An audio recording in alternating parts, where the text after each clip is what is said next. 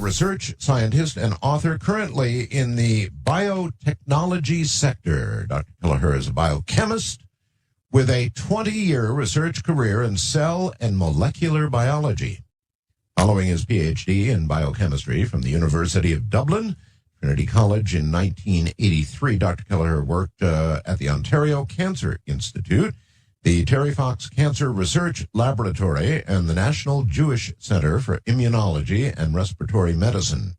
Before moving to the biotechnology sector as a senior research scientist, Dr. Kelleher worked as project manager and team leader at a private research institute from 1996 through 2004, using forensic science methodology to unravel scientific anomalies. So, in a moment, Colm Kelleher. Also with us this hour is the legendary George Knapp, who's an 8-time Emmy Award-winning journalist whose reporting on Nevada's infamous Area 51 military base was selected by UPI, United Press International, as Best Individual Achievement by a Reporter in 1989. Other awards include the Associated Press's Mark Twain Award for news writing and the Edward R. Murrow Award for investigative reporting. George is an anchor and reporter just over the hill for the CBS affiliate KLAS-TV, and he also writes a weekly column for a Las Vegas newspaper. So, George Knapp and Colm Kelleher, welcome to the program. Hey, Art, how you doing? Aha! Both at the same time. George, quickly for you, I billed you as the legendary George Knapp because people have been doing that to me, calling me legendary, and it feels so, I don't know. It makes me feel old. I think what it does. I'd rather be nefarious than legendary. Well, to some, I'm sure you are nefarious. It's great. Boy, how long, George, since we have spoken? Gosh, a couple of years, 4 or 5 years. At least. Yes, at least. Welcome back to this neck of the woods, Art. It's great to be here. And Colm, welcome to the program. Thank you very much, Art. It's good to be with you again. Okay, so I guess the way it's arranged, you'll be with us for an hour, Colm? Is that correct? Yes, I've got to go back to work, unfortunately, after the hour. Oh, okay. All right, well then I'll try and direct a little more toward you than George in the first hour, but both of you are up for this because, I want to go back over the ranch. I spent a day with Bob Bigelow this last week, and boy, what a day it was. I got a tour of the aerospace facility, and Bob talked a little bit in that conversation about the ranch, and I thought that things had calmed down, but according to Bob, it's still going on. True? Yes, I think that's very true. Not only on the ranch, but in the entire area around the ranch. As I think listeners probably know, that area of northeastern Utah near Vernal and Roosevelt has been a hotbed for pretty well 50 years. And the ranch is right in the middle of that hotbed. So the activity really took off when this family moved on in 1994, and then went through a frenetic series of incidents up till about the year 2000. Then it sort of got quiet. But yeah, everything we're hearing is exactly the same as what you were told. George, have you been up there investigating ever? Many times. I went 3 times in the past year. The last time I was there was in October. Mostly what's happened is since the book came out, a lot of people have come out of the woodwork with their own stories about things they've seen up in that area. Colm and Bob Bigelow were kind enough to allow me there the first time back in 2002. I'd been pestering them because I was seeing the reports from the ranch, yes, although I couldn't tell anybody about it, and it really drove me crazy. And they gave me permission to go ahead and bring a camera to begin work on a documentary, and I've been back, I think, 10 times now. And it's just about as weird as it gets. Each time we've gone back, we've found new witnesses who've added new pieces to the puzzle, but we're no closer to any answers, that's for sure. Do either one of you have any idea why the ranch, in fact, the area that you describe, is such a hotbed? I think there's hot spots throughout the world and the United States.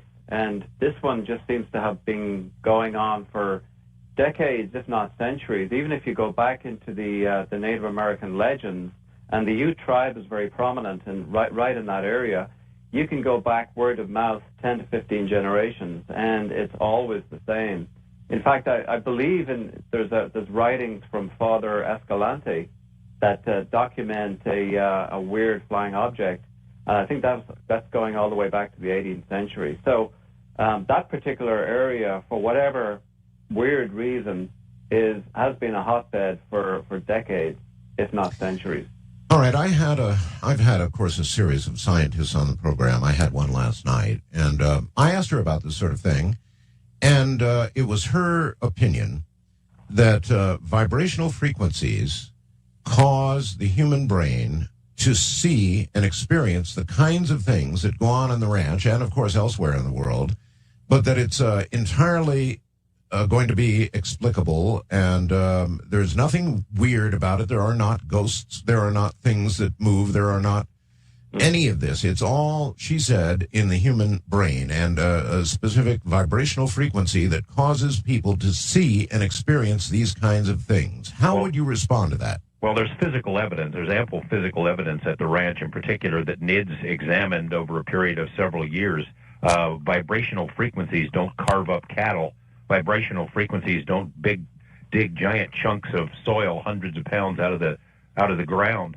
They don't leave tracks on the ground. They don't cause odors. That's a nice theory, but it doesn't explain what happened at the ranch. Not even close. I mean, one of the famous cases on the ranch happened in March of 1997, when we were called up to the ranch to investigate this 84-pound calf that had been found on the property, and we had a veterinarian with us. He went through all of the pathological findings, did a full necropsy on the animal, and the first thing that he found was this sharp instruments had been used on this animal. It was subsequently verified through 2 forensic labs. So, vibrational frequencies, I think, are all very well for the the observer who has nothing except observation. But when you start getting physical evidence, as George has just said, I think that vibrational theory begins to vibrate trouble. away. Yeah. Mm-hmm. That particular case, Art, was pretty weird. It was one of the most dramatic of all the mutilation cases that NIDS ever investigated. It was 10 o'clock on a Sunday morning, and the rancher and his wife were out tagging the ears of newborn calves. They were maybe 50 yards from their ranch house. I mean, it's flat ground, if you've ever seen video of what the property looks like. And they tag the ear of this calf. They go another 100 yards or so, and after maybe a half an hour, they hear this noise. The dog makes a noise looking back in the direction where this calf had been tagged. They see the mother cow sort of dragging its leg, walking around in a circle, obviously upset. They go running back there, and this calf had been completely stripped of flesh. I mean, all basically that was left was bone and hide in broad daylight, right there in clear sight of where they were. No sound, no tracks, no anything. Very strange. Mm. Yeah, very strange indeed. All right, well, it's the Gorman family, right? That's the focus of the book, Skinwalker? Yeah. That's the name we're using, yes. Yeah, okay. An obvious question is, with even a fraction of this going on, who in their right minds would stay? Well, the Gorman family only lasted 18 months on that property. I mean, they purchased the place in 1994. It had been abandoned for many, many years previous to that. They brought their cattle on the property, and then essentially all hell broke loose. Within the space of 15 to 18 months, they lost up to 18 of their herd of 80 animals. And these were not your normal cattle. These were very, very high-end registered animals. So not only did they lose their livelihood, but they were constantly assaulted by these weird phenomena, everything from flying objects to discarnate voices, bizarre animals, poltergeist activity. Succession of... sorry? I'm sorry, I interrupted you. I was going to just ask, when did NIDS first learn of what was going on at this ranch? in May of 1996. I think Tom Gorman had, at that stage, had reached, and the family especially, had reached a stage of crisis where they were basically sleeping on the floor together in this small homestead for protection. And he began to reach out. He started talking to people in the neighborhood. Word began to filter out. Somebody from the press found out, and then Robert Bigelow found out through that. So the first thing that happened was Robert Bigelow flew up to Vernal and interviewed Tom Gorman, and within, I would say, a matter of weeks, it was decided that the Gormans would move off the property. The National Institute for Discovery Science, which was Bob Bigelow's organization that he had formed with mainstream scientists to study these anomalies, were then moved onto the property. So it happened very, very fast, summer to fall of 1996. Can either one of you, and I know both of you are very close to Bob, can you tell me what motivates Bob, what makes Bob tick? Why, my God, the man is incredible. Not only has he led investigations like this one, but now he's going to space. I mean, this is not your average guy. What motivates Bob? Well, his family has a history of experiences going way back, and they've always had an interest in what we would call paranormal activity. And I think when Bob got into a position where he had all the resources he would ever need, he decided he was going to put some of those resources into resolving some of these mysteries, and he has. I would wager to say that he's put more financial support into paranormal UFO-type research than any person ever in the history of the world. He's a complicated guy, obviously. One of the criticisms we've had about the book and about what NIDS was doing up at the ranch is that this must be some sort of a plot by Bob Bigelow to drum up support for some UFO paranormal hotel that he's going to build up there. I don't think people have any idea about just how big Bob Bigelow is, right, and how insignificant something like that would be to him. It's ridiculous. And the other aspect is somebody who in 1999, as he was walking around the ranch, or 1998, began to ruminate on the possibilities of space. And then not only did he create something, but he actually made it happen. How many people do we know that own their own private space station that is currently orbiting planet Earth? And that has gone from dream to reality in only 7 years. He's built an aerospace company from nothing and successfully launched a space station in the space of 7 years. I mean, that's a testimony to his vision and to his ability to make things happen. And I got a very good look at the second satellite that is about to be launched. So it's going to continue. If anything, it's getting bigger and bigger and bigger. Bob Bigelow is a very, very complicated man, and I don't fully understand what drives him, but thank God he's there. Absolutely. All right, well, with regard to the ranch, I know some of the history, but there's an awful lot of new audience out there, and I know they would just love hearing some of the documented on-video things that have occurred on that ranch. Colm? Well, the real beginning, I think, happened very shortly after we bought the property, as I said, in mid to late '96. The first real burst of activity occurred within about 5 months of that, and I think the most spectacular was the calf incident that George just described, but that was part of a 5 or 6 day continuum of almost continuous happenings. Less than 24 hours after that calf was found mutilated on the property, and as George mentioned, in broad daylight, the dogs were absolutely going crazy the following night when myself and Tom Gorman and another scientist up there decided to investigate. So we hopped into this truck and started going out into the middle of the pasture. First thing that the bouncing headlights caught was this large dark shape about 100 yards away on the fence line, and then the bouncing headlights picked up two bright yellow orbs that were about 15 to 20 feet off the ground. what looked like a very large animal perched in the tree.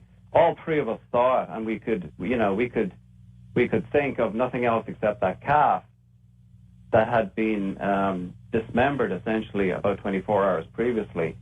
So we trucked on to about 40 yards from where the tree line was, and the closer we got, the larger this animal got in the tree. It was just staring back with these large yellow saucer eyes. Right. Tom Gorman got out of the truck, and he's a trained marksman, grabbed his hunting rifle, and he said, they're not going to get any more of these cattle tonight, was what he said. So he ripped off a shot, and instantly it was like the lights went out. These two yellow orbs just disappeared. Tom was, triumphant. He had actually shot the animal. So, and he claimed that it had actually fallen to the ground. So we instantly got back into the truck and went right over to the fence line where the animal had fallen. This was like 1 a.m. in the morning, basically. We had flashlights, we had video cameras, so we spread out along the fence line to search for this wounded animal.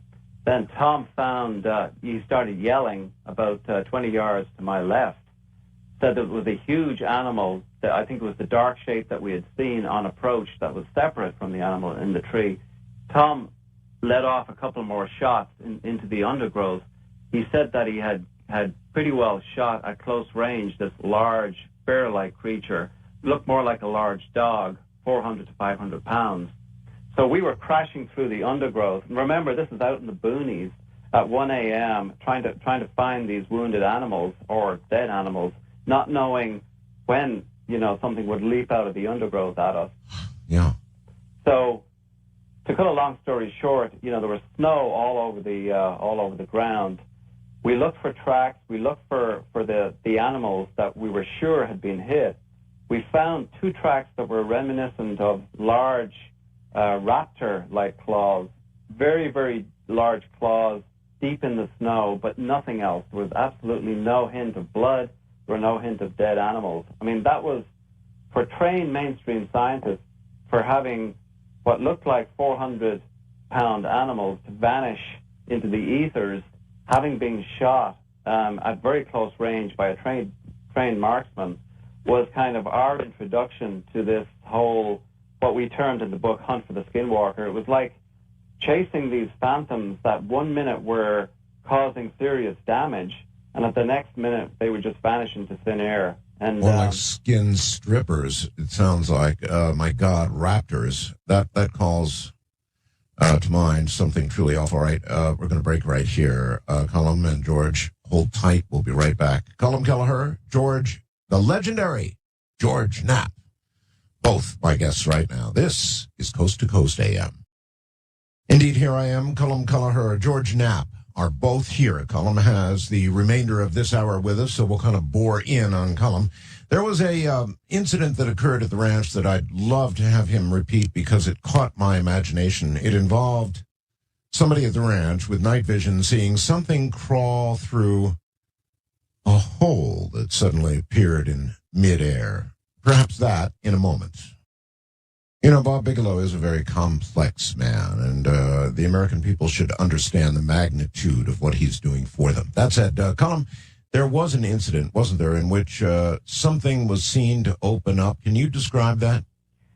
Yeah, that I think the incident you're talking about happened in August of '97, and that was really the summer when all hell broke loose on the ranch for NIDS people. It was like every time NIDS people were on the ranch, which was all the time practically, there was stuff happening. And it was about 2 a.m. when we had two observers on this ridge which overlooked a small pasture, and the pasture had been a sort of an epicenter of all sorts of strange happenings previously. So they were staking it out. It was 2 a.m. It was getting late. Nothing had happened. So they were beginning to pack up their equipment when one of them noticed this small, dull yellow light that began to appear on the ground about 200 feet below them, very close to the ground.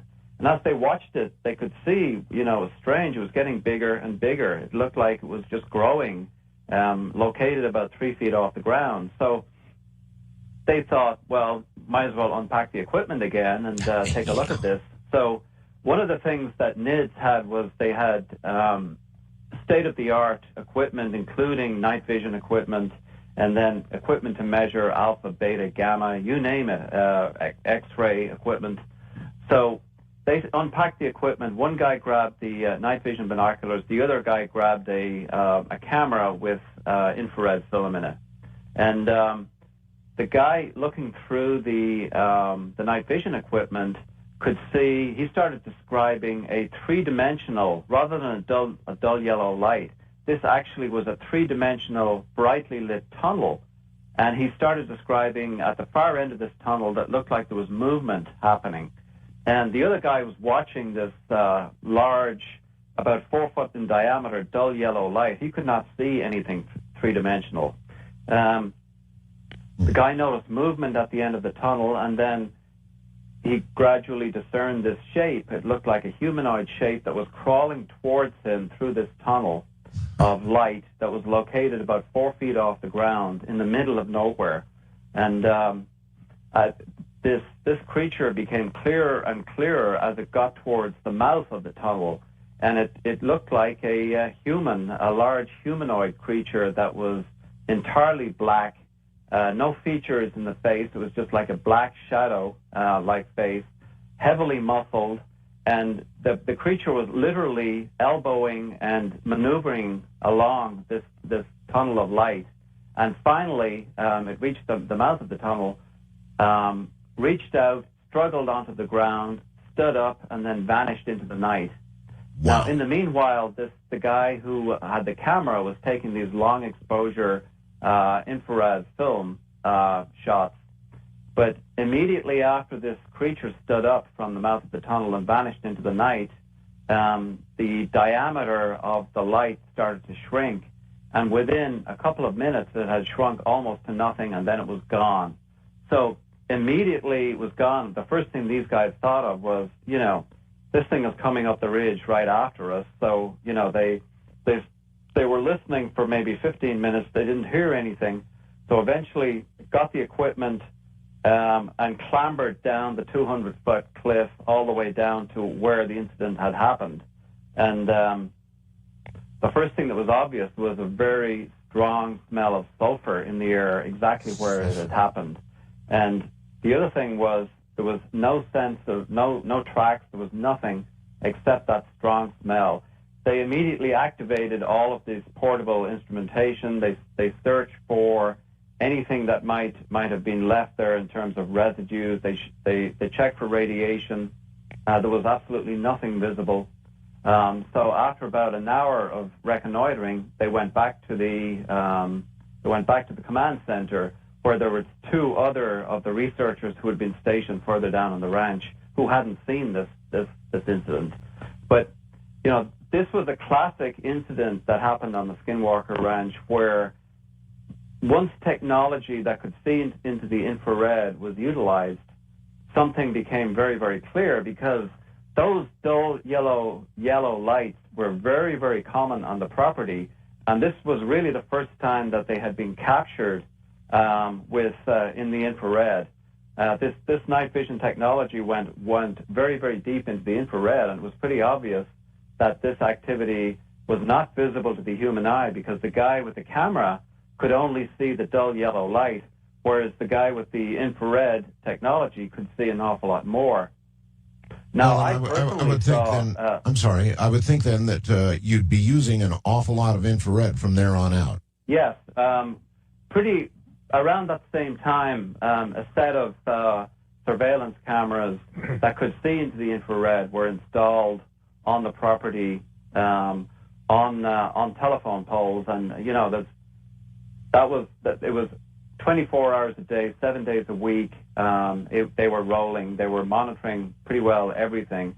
There was a lot of incidents that happened that were just outside the range of those cameras. It was extremely frustrating, because every time we pointed the cameras in one direction or in multiple directions, stuff would happen off camera. So it was almost like a cat and mouse game.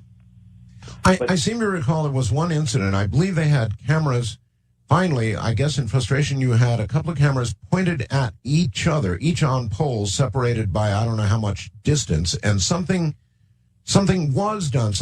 I'm recalling a story that Bob relayed to me in one interview about something that was cut, right? Yes, that's actually, you're right. We had a set of cameras, covering the property, but one of those cameras was focused directly on another set of cameras. And right. For whatever reason, this happened in July of '98. Those three cameras suddenly lost power, and the whole focus started investigating why.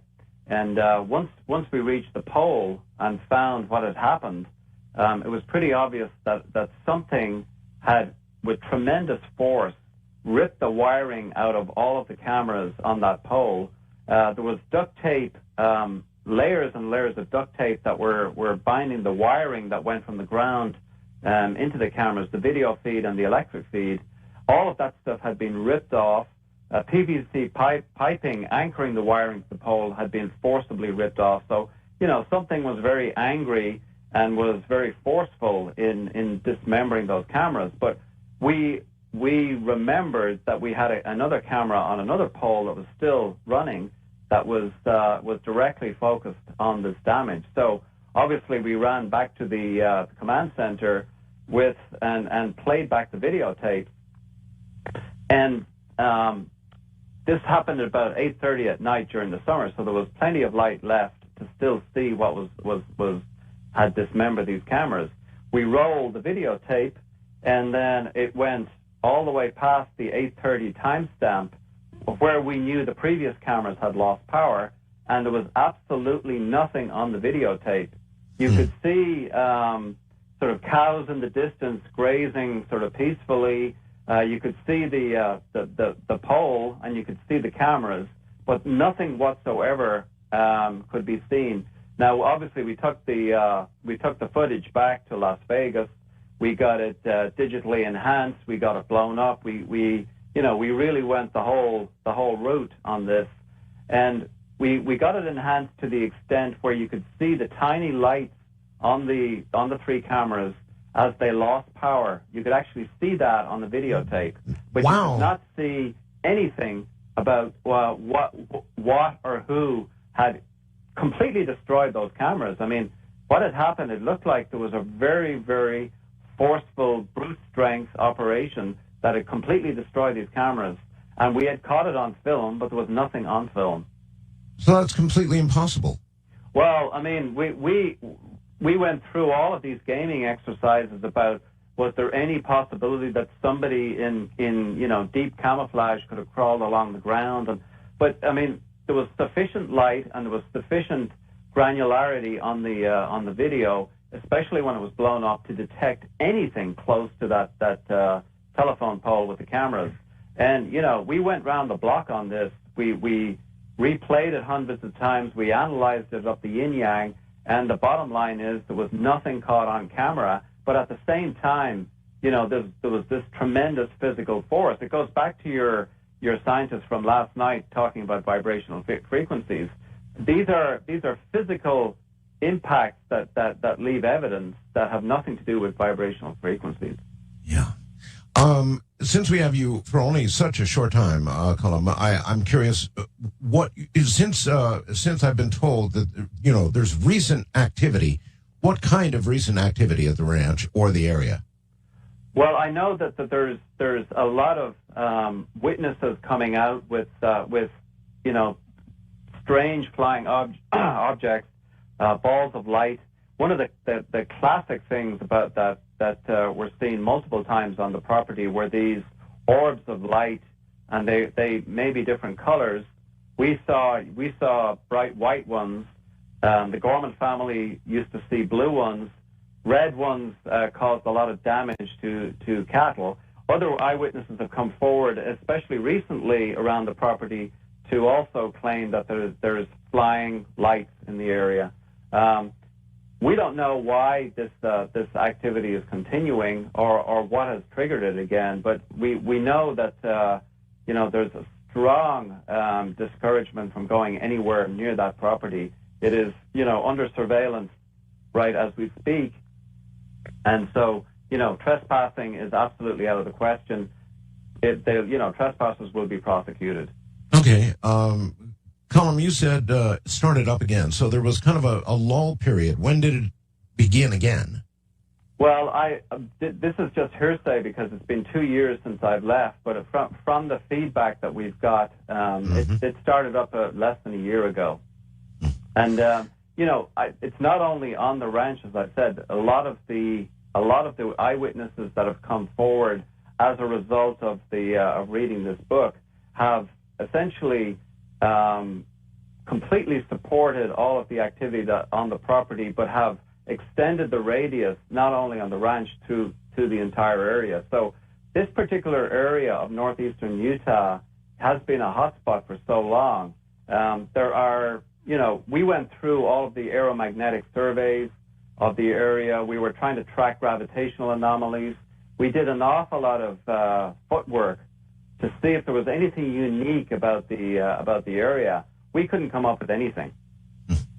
The only rap that I've ever heard on Bob Bigelow and on NIDS is that it keeps things pretty close to their chest, your chest. I guess you're still involved. You're still there. So, and I guess, George, you've probably heard this from others, other researchers, that they get a little frustrated because NIDS does keep things to themselves until they've got everything investigated and the final reports in. So at the beginning, when you heard about this ranch, George, I know you've got kind of an in, but did you get in right away, or was there a bit of work involved? Yeah, it took a while for me to convince both Colm and Bob Bigelow to let me on the property, especially with the television camera.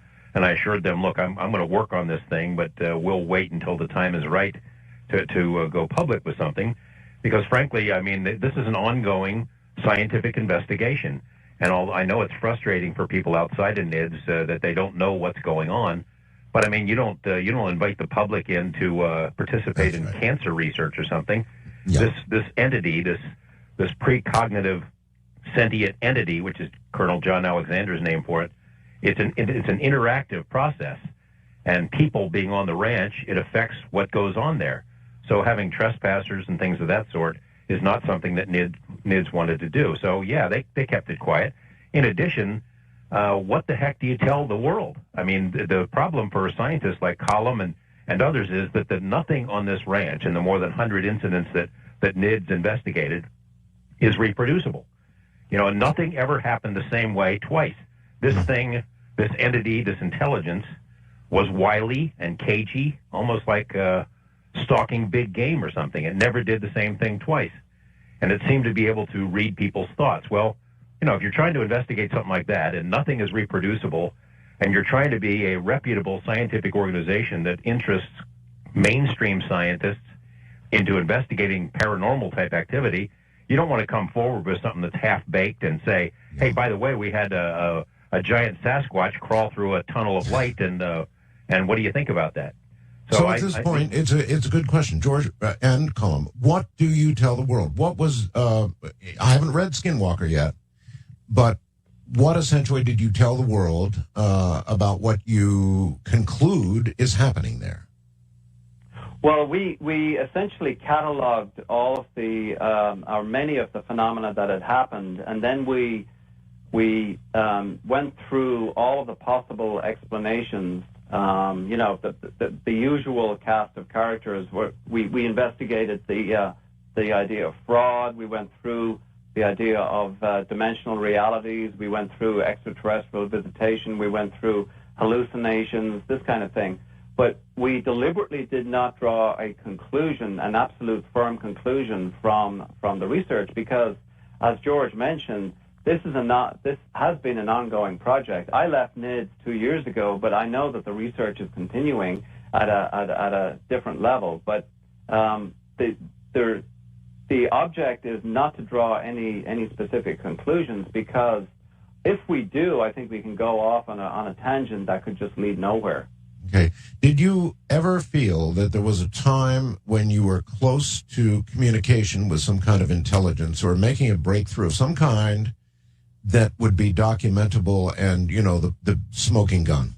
Yes, we really felt during the summer of 1997 that beginning with that calf incident, right through the summer, there was a tremendous amount of activity. We were interacting with something. It was obvious. We had constructed a series of watchtowers that had dogs as biosensors on the ranch. We were getting a tremendous amount of visual sightings, and we were interacting with something that was manifesting in many, many different ways, but we definitely had the sense we were interacting. And we even went to the extent of attempting to be proactive in interacting with whatever was there, leaving messages out, leaving boxes full of bricks and bricks with different symbols on them. And there was many different attempts to communicate, but the communication never happened on our terms. It was always on whatever was on this property. We were never able to, catch it unawares, so to speak. Were you trusted by your neighbors? It was a very slow process. When we first arrived, we had the reputation as, this was this kind of very wealthy organization of scientific people with probably government connections, this whole thing. So there's a lot of distrust, but I think over time, we visit the neighbors many times, we talk to them. I think over time we did build trust. And certainly the immediate neighbors around the ranch all reported almost identical phenomena to what the Gorman family had reported on their property. So, the 5 or 6 properties that surrounded the ranch were experiencing exactly the same thing. So that gave us a tremendous amount of credibility, I guess that a tremendous amount of credibility. Yeah, I guess that word has leaked out in some quarters where the ranch is located, but let's make this appeal right now. It's really more than an appeal. You said it an appeal. You said it earlier that trespassers will be prosecuted. Yes. So if you know where the ranch is, don't go there. This is serious scientific work, and it's underway. It's still underway right now, right, Colin? Yes. The ranch is under constant surveillance, and there are people stationed on the property. So it is absolutely not acceptable to trespass on that property. All right, Colin, the hour's up. That's it. Boy, it went that fast. Colin, thank you for being here. I can't thank you enough for taking the hour and spending it with us. Well, thank you so much, Art. It's great to connect with you again. We'll have to have you back for a whole show. I could do a whole show plus with you. All right, we'll do that. Colin, thank you. Good night. And George, you're coming up next. Here I am. George Knapp is here. And he really is, I was joking about it earlier, but he really is a legend in his own time. He is an amazing man who was a mainstream reporter in Las Vegas, an investigative, albeit eventually an investigative reporter, but quite a guy. And then suddenly, in the way that I did, in the way that I turned Coast from what it was to what it is, George kind of did the same thing. It's been a very strange career track for George. We'll talk about all of that and a lot more in a moment. A lot of people wouldn't know it, but George and I actually go back quite a ways. We've been in meetings that I can't describe with Bob Bigelow and all kinds of interesting things. So we've been at it for a while. George, what happened to your career? I mean, if you go way back, how in the world did you get from point A to B? Well, sort of like you, Art. Remember Area 2000? Yes, very well. That goes back, 93? Sure. It's sort of like with you. I mean, I stumbled onto a story about Area 51. I approached it the same way I'd approach any other story, and it's pretty much changed my life. Now, I'm still a mainstream reporter. I don't do a lot of UFO stuff. There's no prohibition by my employers, but they prefer me to do other things, and I do a reasonable job at it here in my hometown. But I guess I'll always be known as a UFO reporter because of those stories we did back in 1989. May will mark 18 years since those first reports about Area 51 sort of helped put it on the map, the whole Lazar stuff. Well, of course, there the are a whole lot of nation. parallels to you, Art. Yeah, No, there are. The whole nation didn't hear about Area 51. They didn't hear those early reports, George. You know, that first one, the first one you did must have been rough. I mean, really rough. Well, yeah, and it was amazing how it touched the pulse of the public, the reaction from the public, how much interest there was from just people on the street, just everywhere. I mean, the phones rang off the hook, and then other media beat a path to Area 51's door, and I took a lot of grief over it. Sure, I still get grief when someone has a problem with me, some politician that I'm going after. They'll always whip out the flying saucer, little green men stuff. Ha ha ha. Sure. I don't mind. Because I work for the people, the public. They want to know about this stuff, so I don't craft my reports for politicians or other journalists. No, I can understand why they whipped that one out, of course, and it's done to me. But it's a lot easier for me because it's my bread and butter. I do this. This is all I really do. For you, you've got to occasionally switch from very mainstream to Area 51, for example. That's a much tougher path for you.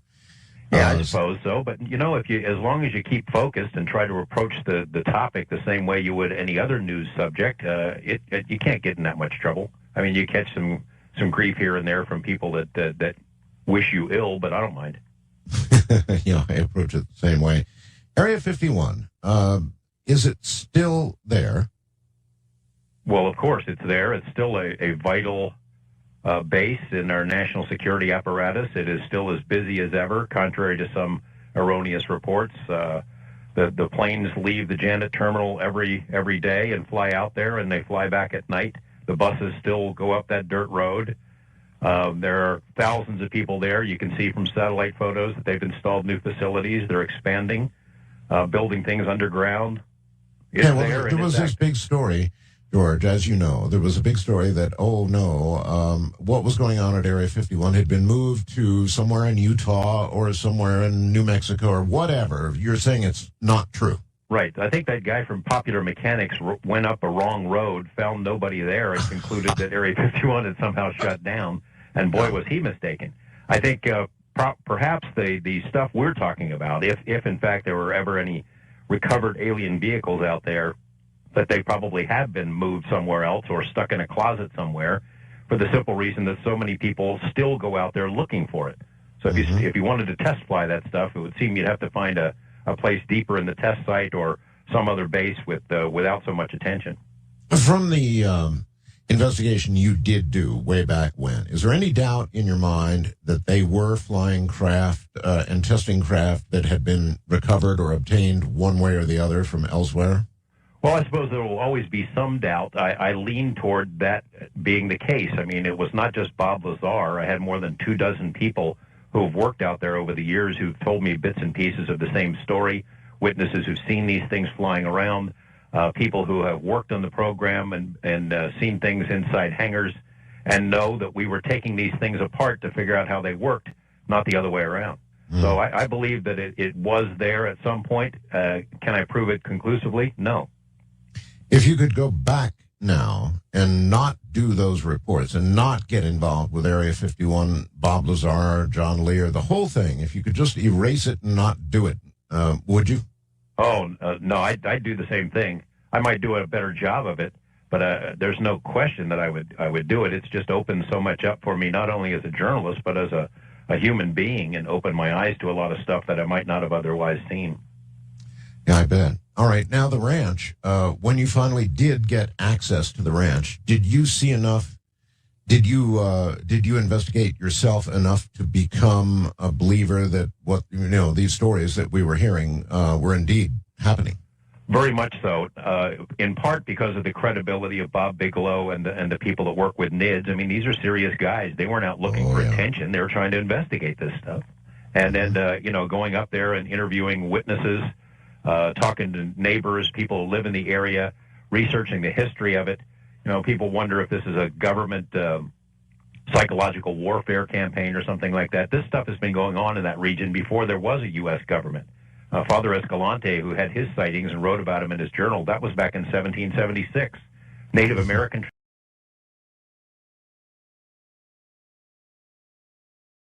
It's not a government operation. It's there. It's real.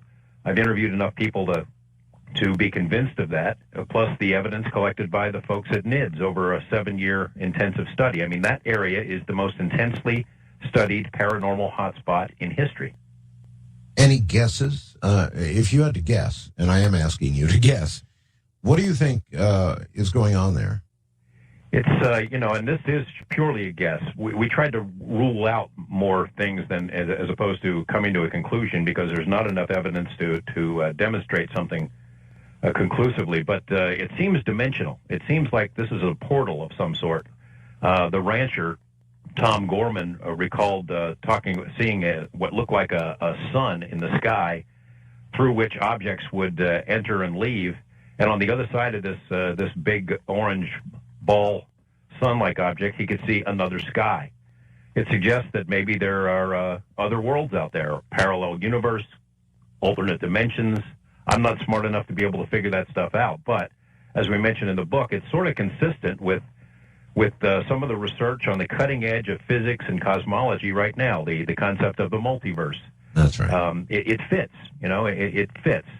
There's a physicist named Dr. Jack Sarfati, who's a regular listener of this program, who he read the book and it sort of light bulb went off. It sort of fits with where modern science is heading about the nature of our reality. And it seems like what's going on at the ranch is kind of a learning curve, that they're giving us a little bit of rope and dragging us along a bit at a time so that we somehow understand that the reality isn't what it used to be, that the world is a much bigger, more mysterious, and more complex place than we ever imagined. You carried cameras up there. Did you ever catch anything that you could air? No. Well, we've got stuff that we can air, but if you're asking me, do I ever catch anything anomalous on camera? Mm-hmm. No. Yes. I do have some of the stuff from NIDS archives, the mutilation incidents and tracks and things of that sort. We interviewed a lot of witnesses up there. We interviewed NIDS staffers, collected a great deal of material for this documentary that one of these days I'll get finished, but nothing like a flying saucer, no. My buddy Colm, one of the first trips I made up there, my pal Colm, he decides that I have this inherent weirdness quotient and that maybe I might make something happen. So he takes me out in the middle homestead where a lot of this strange stuff had happened, where that tunnel of light had appeared, where animals had been butchered and others disappeared, where a predator-type object had materialized and scared the bejesus out of everyone.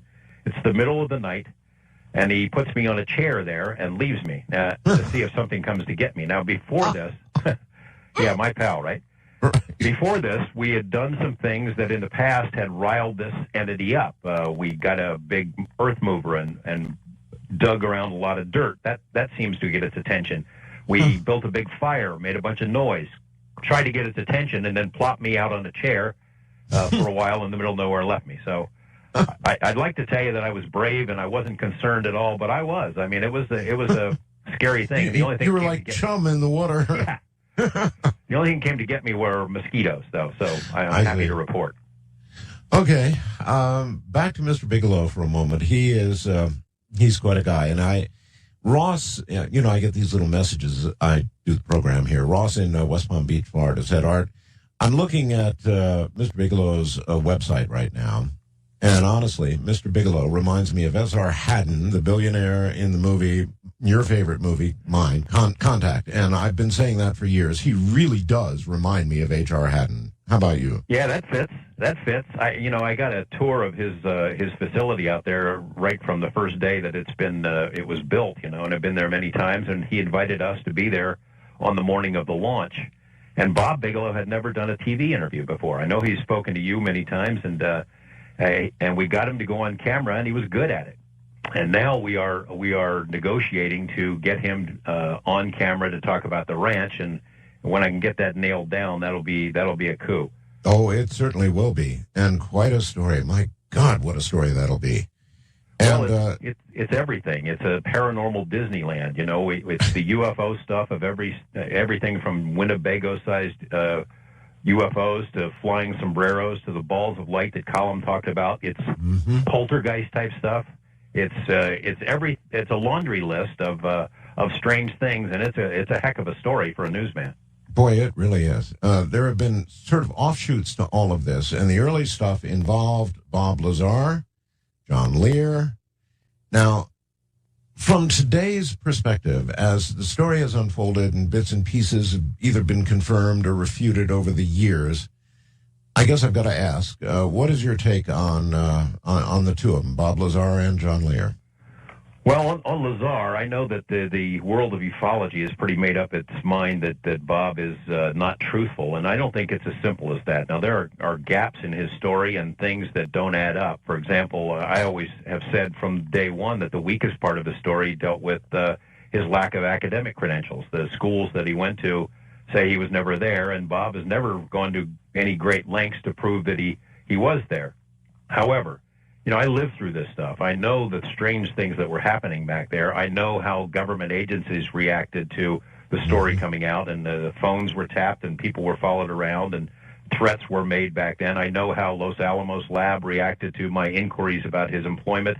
I know what happened when he got into legal trouble here and the stories that he told the courts when he was facing prison time. I believe him. I believe he is telling the story as he knows it. That does not mean it is a literal truth, because we both know that games can be played by the folks who run these kinds of programs. So, I think there was something out there. I think Bob is telling the truth about it. I don't exactly know why it all spilled out as it did, but I hope to one day. John Lear is also a complicated guy. I don't take everything he says literally. But I owe him a debt of gratitude, because way back when I was starting in this stuff, in fact, he got me to do the first UFO program. I had a little talk show called On the Record that we did about a year before I ever met Lazar. And it was incredible. I put him on that little talk show that nobody watches, that aired like 5 o'clock in the morning and had politicians normally on it. And my phone rang off the hook.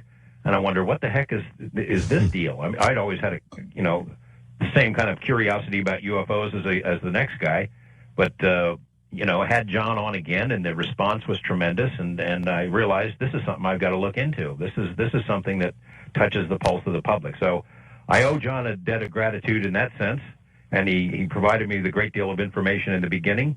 I do not take everything he says, though, literally. That makes two of us. I agree with you on all counts. I have interviewed now, I think Bob Lazar 2 or 3 times.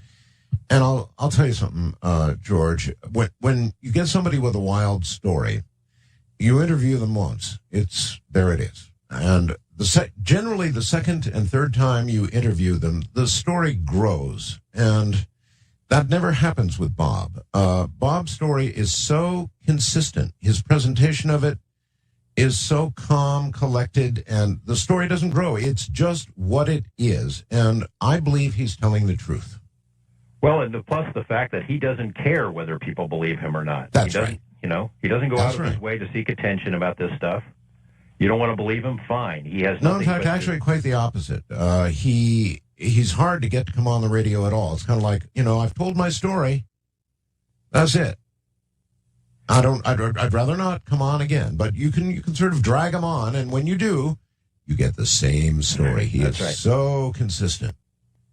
That's right. I had a chance to fill in for you, Art, when you were in the Philippines, and had Bob on the show, and it was like pulling teeth to get him to do it. But once you get him there and get him rolling, it's good stuff, and it's the same stuff that you heard almost 18 years ago. Do you believe that they took element, what was it? I think 115, right? Right. Out of Area 51. Do you think that happened? That Bob and or cohorts did? Yeah, I do believe it. Yes. Yeah, because I saw it. I saw it it was in a leaden container that was at his house for a time period. I saw some experiments they did with what they call a cloud chamber, how this thing sort of bent light. I had no idea you had seen it. Yeah. When Bob thought he was going to be, I probably shouldn't say this, but I'll go ahead. When Bob thought he was going to be taken out, he had this particle accelerator at his house, and he had this container with the 115 in it right in front of it. And he was ready to flip a switch and say goodbye to Las Vegas, I think. I don't know if that was a dramatic gesture or what it was, but thank God he didn't do it. Now, I've never heard this. Yeah. Yeah, well, it's not a pretty picture. I've really made some effort over the years. I guess obviously not enough effort to find that stuff because it's obtainable. I think it's obtainable. There was a movie in which they called something like that unobtainium. Yeah, right. It is obtainable. So you actually saw this stuff. You saw some of the experiments. This is really important. I did. They had it in a lead-cased, disc-shaped container. They also, at one point, had done, like I said, these experiments with this cloud chamber where it appeared to bend the smoke that was floating around inside this cloud chamber. I couldn't figure out how they did it. I'm not a scientific expert. I guess they could have pulled the wool over my eyes, but they were doing these experiments for themselves, Bob and some of his cohorts, and having fun with it. Yeah, but see, this is doubted. This is one of the parts of the story very much doubted by many, and so you just sort of put a piece of the puzzle in the truth area that frankly I wasn't all that sure of. So, wow. Well, Bob had said they had several hundred pounds of this stuff up there, and of course the scientific community scoffs at that. When Bob first said they had 115 up there, 115 officially did not exist. It does now. Right. Although the stuff that was synthesized lasted only a few microseconds and does not sound like what Bob described. Well, he sticks to the story that this would be a different isotope. It's you got to mix different stuff in there for it to stabilize stable? As he saw it. Yeah. Wow. Do you know what became of the 115 that Bob had? Yeah. Yes, I do. Proceed. Well, I don't think I can tell you that. We can talk about it off the air, Art, but I still have sort of a plan in mind. It's going to be difficult, though, so maybe we can do that together. So the 115 continues to be in existence. Yeah, and the interesting thing was all the folks who made fun of Bob for that stuff didn't realize that there's this heavy ion research lab in Germany that was calling him up all the time, asking for suggestions and looking for guidance in how they could eventually make the stuff, and they have. Now they've made it. Oh, my God. All right, we're breaking. We'll be right back. This is Coast. I do live among the creatures of the night. My guest is George Knapp. Colm Kelleher was here in the first hour. George is a institution within the reach of the CBS affiliate here in Las Vegas. Absolutely an institution, actually a legend. And he just delivered a bit of serious breaking news. We'll be right back. All right, I'm going to leave the area 115 part of it for a future conversation. I'm going to ask you, George, how much you know that you have not yet reported on that you keep to yourself. I mean, is there a lot of stuff that you know that you can't or won't talk about? In regard to 51? Or any of this area? Well, there are some details about that particular story, personal stuff that has not come out. On the subject of 115, by the way, Art, there is in the second series of UFOs stories that I did in 1990, there is a brief snippet of video of the container, and it just is in passing. I don't make any reference to it. It's just sort of a little inside joke. So there's some of that stuff, yeah. There is some stuff about the ranch that has not come out. Colm and I had a debate about it as we were working on the book of how much to include, because some of the things just get so far out there that we worried it was, essentially it's something for everyone to hate. It just gets it almost becomes ridiculous at a point.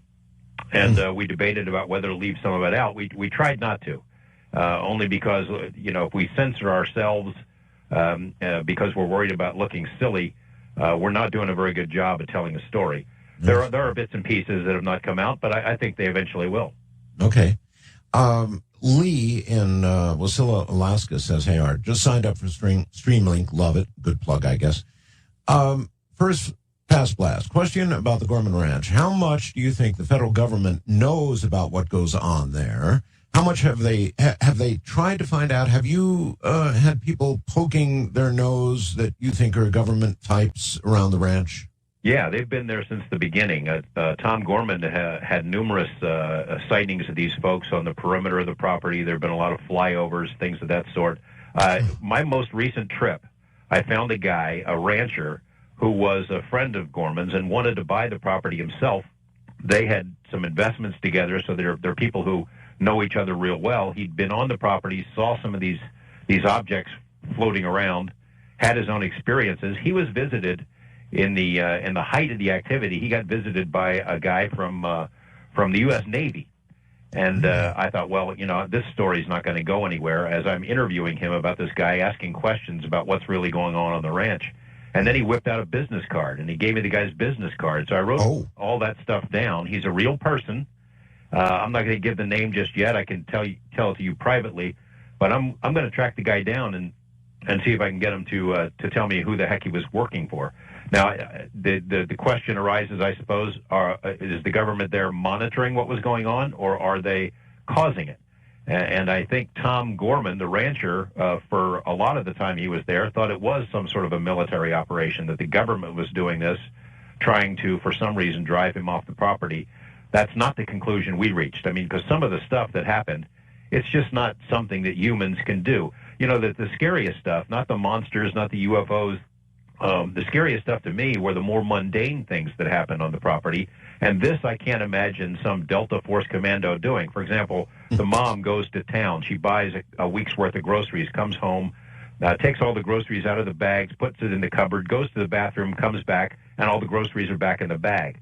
Or she would, every morning she'd take a shower. She locks the door. She puts her towel and her hairbrush on the cabinet. She would get out of the shower, and they're gone. And she'd find like the hairbrush in the freezer, or weird little stuff like that just makes the hair on my arm raise up. And it's the kind of thing that I don't see a commando force or military ops doing that sort of thing. No, I don't think so. Although you just have to wonder if I don't know. I guess it would be a way of diverting attention if they could accomplish something like that. But as you point out, that kind of thing, no. Well, plus the fact that it's been going on for so long. I mean, the military isn't responsible for the UFOs that were flying around there 50 or 100 years ago. That's right. All right. Your reports, as much as anything else in the world on Area 51, have caused, I get these calls all the time. Art, I'm going to go to Area 51. I'm going to take some friends of mine. We're going to crash and get our way into Area 51. Do you have any advice for these folks that think they're going to crash their way into Area 51? Don't try it. You're out of your mind. I mean, it is a secure location. A lot of people have tried that. They get in trouble. They get caught. They have sensors all around the facility. I've heard bits and pieces of stories of people who have tried. I only know of one that got in, and that was this guy who walked all the way across the test site from the other side, looking for evidence that the 49ers had traveled across Papoose Lake, and eventually he found it. And he managed to evade all that. He's dying of cancer now, perhaps from radiation exposure while he was out there, but he's the only one I know that's ever managed to do it. I really strongly advise against that sort of thing. I remember working for KDWN in Las Vegas, George, during the years they were still doing the tests, and we'd go on the air and say, look, there's going to be a test at such and such. We're now warning people on high buildings and precarious locations to get down. And then, of course, there would be, a nuclear-induced earthquake. And so that went on for years and years and years. Do you know anything at all about how dangerous it still might be to go trekking across that ground? Well, there are hot spots out there. I think there are radioactive waste sites as well that you can see on test site maps. I mean, they map it out and spell it out pretty clearly. I think most of the above ground tests that those areas are pretty safe, but there are bad spots out there. There's no question about it. Plus, they're testing all sorts of other things. They have different programs that they're trying to find a use for the test site, materials programs, chemicals, things of that sort that goes on out there, and there's dangerous stuff. I mean, it's a national security installation for a reason. I'm sure. Do you have any insight? Are you able, for example, to occasionally, because you've been on this story for so many years, even when you're not on it, you're on it, and I would imagine that an Area 51 employee who wanted to talk would find you. Have they? Sure. More than 24 of them over the years. Wow. Some of them I did not find credible, but the 24 I'm talking about are people who I did find credible and who had little bits and pieces and weren't trying to make more of it than they should. Sure, they find me an occasion. It's been a while since any have come forward. That program, like I said, I can't imagine that anything is still out there. And I suspect that they may think that I'm monitored in some way, and if they had information and wanted to come forward, might think twice about it. But yeah, I get them. You probably are monitored. I don't doubt it. If for a while, I certainly was, because some of the guys who were following me around for a while told me about it years later. So I'm not sure that they still tune in, but maybe they're listening to all of us. I'm sure they listen to this program. I've assumed for years that my phones were tapped, and I still assume that. I just assume it, and I'm sure yours were, but you actually talked to people who had been assigned to follow you? Yeah, they sort of laughed about it. This was 6 or 7 years after the Lazar stuff sort of peaked. Huh. Well, if the Lazar story was pure fabrication, if the Lear stuff was complete fabrication, then why assign anybody at all from the government to follow you? Yeah, it's curious. You know, the phones, there was clear evidence that the phones were being monitored at the TV station, and it really bothered me at the time. But I had 6 different people who called offering to give me bits and pieces of information who, right after it, were visited by various entities and told to shut the hell up.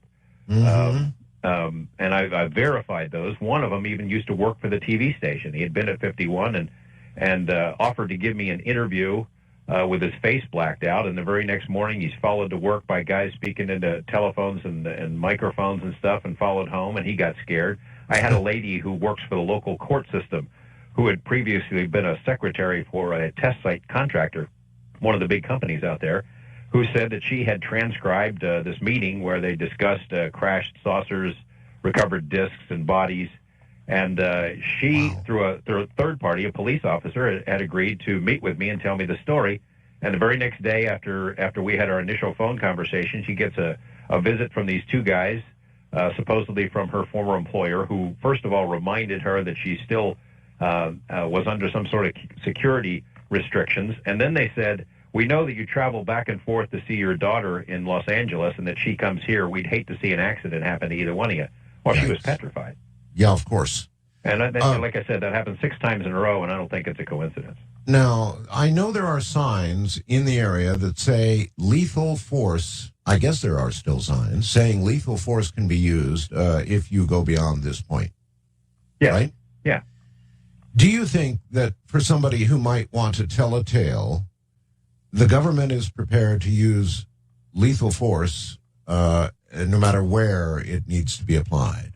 I don't think so. I mean, they've had so many intrusions out there, and you recall that, you know, at the edge of the base is 11, 12 miles from the main facilities itself. You'd have to, you know, so they have a lot of leeway there. There's a big buffer zone, and they know you're there. So they don't need to shoot you as soon as you cross the border, and mostly what they do is detain people and then call the Lincoln County Sheriffs and haul you away. Right.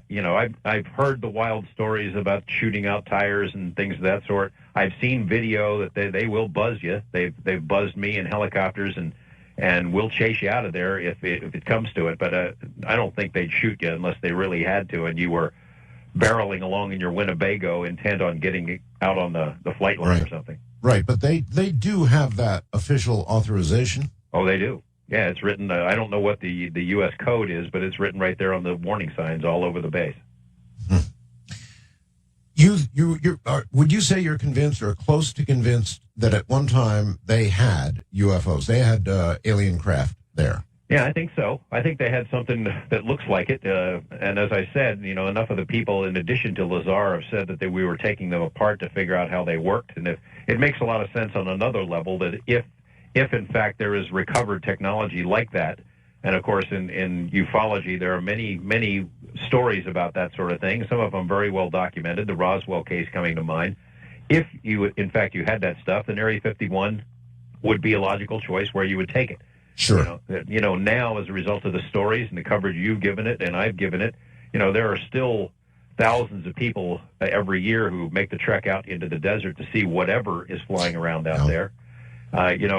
People have suggested, well, maybe this is disinformation to divert attention away from something else that was flying around out there. Well, if so, then it's been a miserable failure because it has attracted far more attention, the UFO stories, than they ever could have possibly imagined. I mean, every major news organization in the world has been there. You can't hardly turn on the television without an Area 51 special airing at some time of the day or night.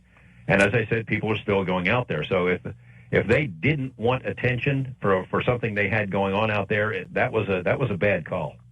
I had quite a number of interviews. I was lucky to have interviewed Colonel Corso a number of times before his death. Now, he maintained that as a result of Roswell, there was a lot of recovery. There was recovery of all kinds of technical stuff that was slowly then, in fact, it was his job to filter this stuff into U.S. industry in a quiet kind of way. Do you buy into that? Well, I do. I met Colonel Corso in, I think, 1992, which was, 5 years before the Roswell anniversary, 5 years before the rest of the world heard about him.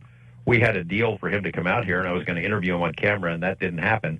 A couple of years later, I told Bob Bigelow about that story, and he arranged to go back and meet Corso and to hear his story. I have a copy of his original manuscript, which is far different from what eventually was published. And we checked him out. We did a lot of legwork to find out that he was who he said he was, that he worked where he claimed to work, and that it was entirely possible, and supported by, I think, the memoirs of his commanding officer, General Trudeau, that this really did happen. Now, I know that there are problems that people have with subsequently what happened to the material and how things like the computer chips and fiber optics developed and who should get the credit. I'm not going to jump into that. I just don't know enough about it. But I find Colonel Corso, I found him to be honorable and believable. And and if in fact that stuff happened, and if our government had it, the military had it, then it would have ended up at Area 51 eventually. That would be my guess.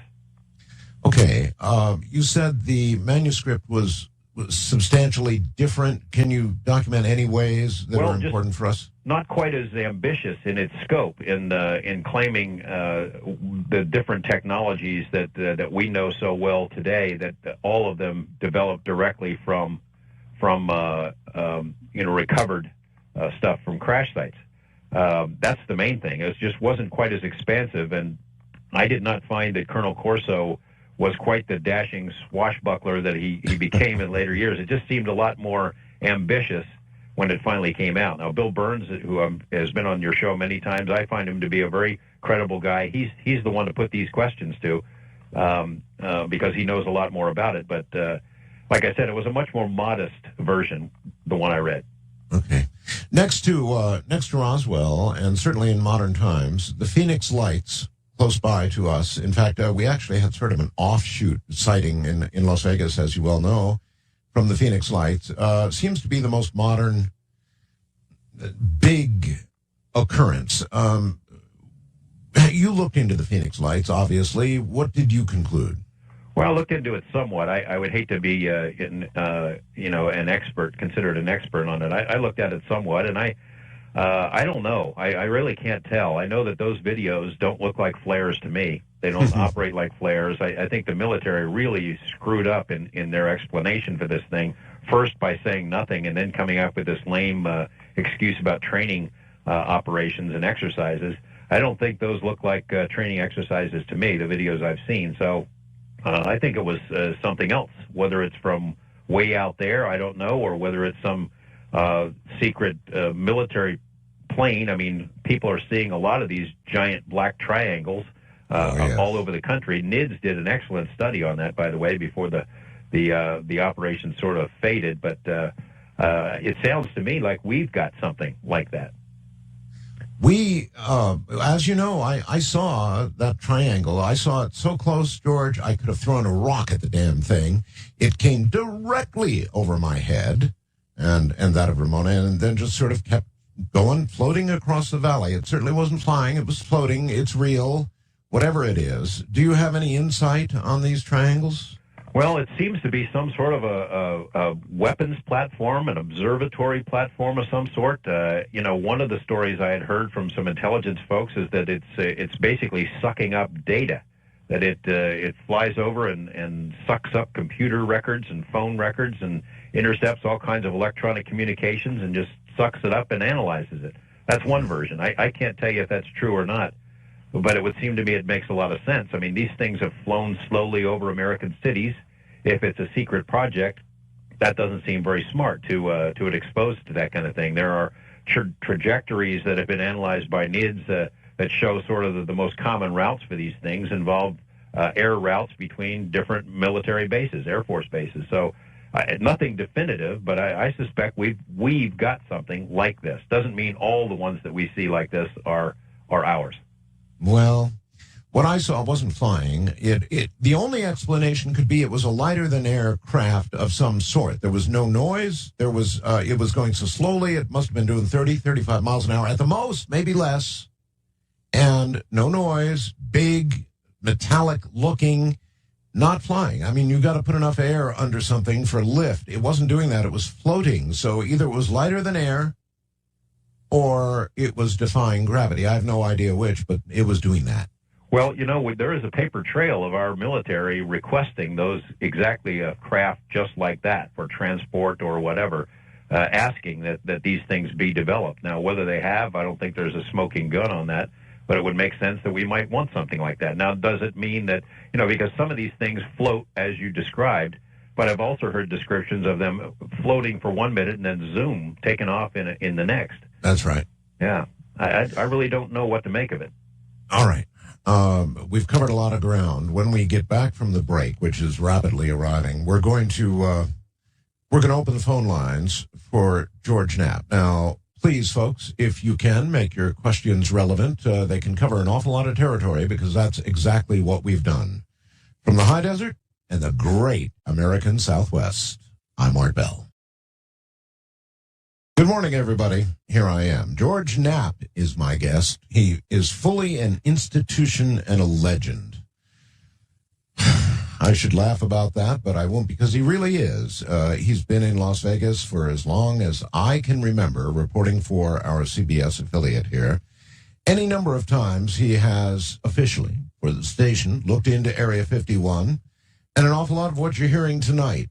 Now, I want to get his comment in a moment on what happens in ufology, and what happens is it eats its young. It's absolutely horrible what goes on. Ufology just sort of self-destructs. So in a moment, we'll find out what George thinks about that, and your calls coming right up. George, ufology does more damage to itself than all the chuckling newspaper articles that are ever written. Any comments on that? Can't argue with you there, Art. Ufology is a mess. I mean, it starts with the premise of what's a ufologist, and anyone can become one just by saying so, and there are a lot of really good people in the field who have worked for a long time to get to the bottom of this mystery, but they do it in spite of ufology because you got so many crazies and zealous religious type saucer nuts who are firmly convinced they know what the truth is. They know the mind of the aliens. They know where these people come from. I try to approach it as a news story that you follow the evidence where it leads and don't lock yourself into something. Ufology wants to be taken seriously. It wants respect from mainstream science. I don't blame mainstream scientists from staying away from it because of all the backbiting and backstabbing and infighting and nastiness there is in the field. It drives people away. Dr. John Mack is an example. He became an instant luminary in the field and stuck with it despite the fact that he was under attack by his colleagues at Harvard University and despite all the loonies that the field attracts. Dr. Jacques Vallée, who I think is maybe the most important researcher in the history of ufology, he basically walked away from it. He was tired of it. It's not getting anywhere. So, yeah, it's a mess. I don't see it getting any better. People dig in their heels and think they know the truth, and it's almost a religion to some folks. It's a wonderful and important mystery that deserves to be taken seriously and be investigated fairly. It hasn't happened. And I think a lot of that has to do with just the nutcases that it attracts. Carl in Akron, Ohio, asks if we're getting any closer to government disclosure of UFO reality. I would have to say no. I don't think so. You know, Art, you and I have been this a long time, and it seems like every year you hear it, oh, yeah, it's just around the corner. I don't think so. If you want to go back to Area 51 as an example, I had been working with this congressional investigator who worked on the black budget, and, you know, he put it this way, look, when this stuff comes out, people will go to jail. I mean, they've been stealing money, diverting it from legitimate national security programs, lying to Congress. You know, maybe in the beginning there were good reasons for the cover-up because of how upsetting the reality might have been if the news had broken. Now I think it has a lot to do with covering their butts. George, do you remember the official government explanation for Roswell? Do you remember the silly press conference they had after we saw the dummies that they claimed were dropped? You remember that? Oh, I sure do. I mean, you know, which version are they going to come out with next week? They've so hopelessly muddled that story. And maybe that's on purpose, you know, because, you know, they told what probably is the truth in the beginning. Then there was the first cover story about a weather balloon. Then later it was a double secret probation weather balloon and the bodies. And, you know, ufologists have not done a very good job themselves. We can't seem to agree on what the exact date of the crash was and whether it's one crash or two and where it happened and how many bodies. You know, I suspect something really did happen. I think the government's lying about it, but it's now so hopelessly muddled, I'm not sure we're ever going to get to the bottom of it. Yeah, me too. Roger in Detroit, Michigan, you're on the air with George Knapp. Roger in Detroit. Going once, going twice, gone. To Jason in San Diego. Hi. We don't seem to be hearing the people that we're putting on. Jason in San Diego, are you there? I think we may have... Are you still there, George? Yes. Okay. Let's try one more. Let's see. Mike in North Dakota, you're on the air. Ooh. Are you hearing anybody, George? No, I'm not. I'm not either. I wonder where our board op went. Okay. All right. They're checking into it, George. Apparently, these people are here. They're all actually there. For some reason, we're just unable to hear them. So we'll work on it. We'll see what we can do. It's some sort of technical problem. Anyway, have they used up at the ranch any professional psychics, remote viewers, people of that caliber? Have they brought them in? Yes. There was a remote viewer. I don't think I can use his name, but you can guess about him. It's probably the most renowned remote viewer who was tasked by Bob Bigelow to take a look at it and described it to a T. I think he was here. He was up at Mount Charleston when he did the remote viewing and had never seen the ranch, but drew it an exact replica. It's really amazing.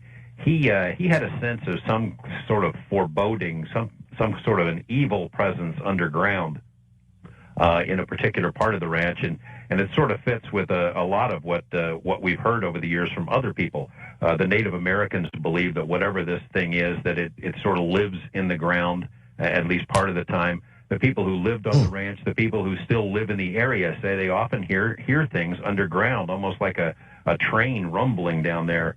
So as I mentioned before, one of the things that seems to get that entity stirred up is digging, is moving earth around. In fact, when Tom Gorman bought the property from the previous owners, they included a very strange stipulation in the contract, in the sales agreement, that he was not to do any digging on the property until he had until he gave the previous owners prior notice, which he thought, well, that's just sort of an eccentric little tidbit that they threw in. Couldn't understand it, but he sort of understood it later. All right. Well, that brings up one more interesting topic. Then I'm told we can go back to the phones. And that is, they sensed a great foreboding. So if you had to make a call, George, and you had to say, these are friend or foe, Dr. Jacobs thinks we're all pretty foolish to think they're warm, fuzzy little creatures who have our best interests in mind. What do you think? Well, it's sort of a mixed bag. I suspect that whoever they are, that they're a lot like us, that maybe they have more than one motive. There's more than one agenda being played out. My general feeling, though, is that they could do us a lot more harm than they've done if they chose to do so. That was amply demonstrated on the ranch. They didn't mutilate people. They mutilated cattle. They incinerated dogs. They did other things to other kinds of animals, but made a distinction between doing that to humans. They certainly terrorized people there, and there were psychological scars and a couple of minor physical impacts, but in general, they could have done a lot worse if they wanted to. So there is at least some level of restraint there. What their real motives are, I have no idea. Well, it's a little bit of hope anyway. All right, I'm told that we now, I apologize to those that we missed because of a technical error. Bill in Arizona, you're on with George Knapp. Hello, it's good to talk to you both tonight. I'm calling from Arizona, and I'm not too far from Vegas. One night, my family and I were coming back from Lake Mead, which I'm sure you're both familiar with. We saw a bunch of strange lights, had no idea what it was. I drove up on it, and when we got to where it was about 2 miles away, it was gone. Thought nothing more of it.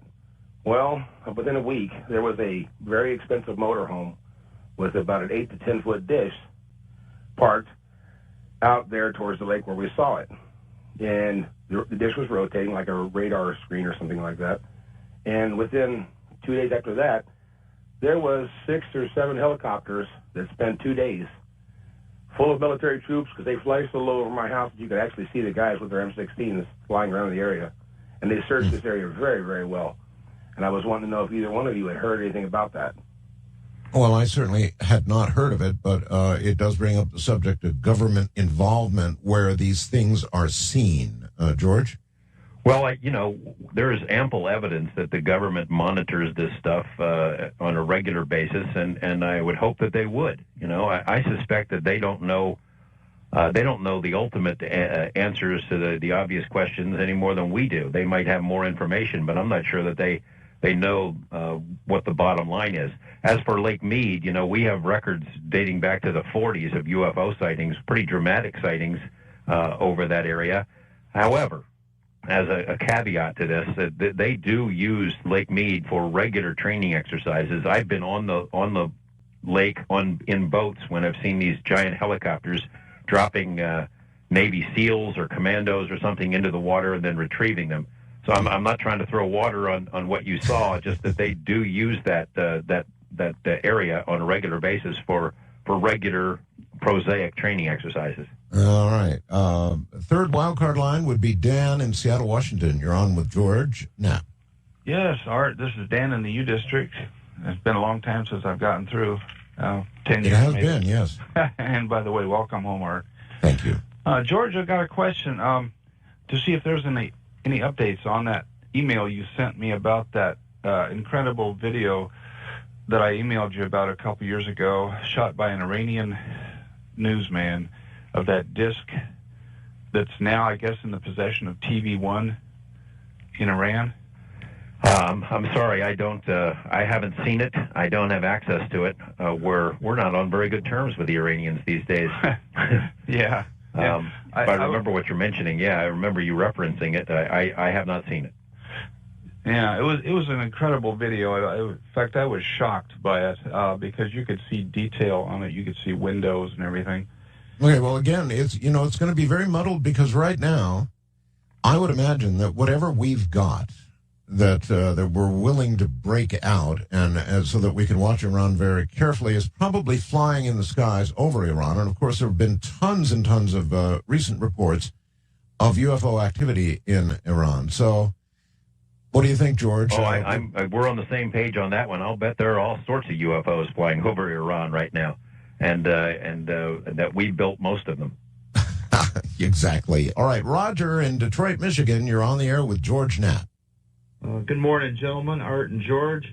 I have a question about a fellow named Phil Schneider. I watched a video he did. He did a couple of videos, and I watched it online, on I haven't been using a computer that long. I haven't been listening to you very long, but I enjoy your show. And is Phil Schneider for real? I'm sorry, I don't know the guy. Oh, you don't know him? You never heard of him? You've never seen any of his interviews online? Nope, can't say I have. Oh, okay. All right. What does he talk about?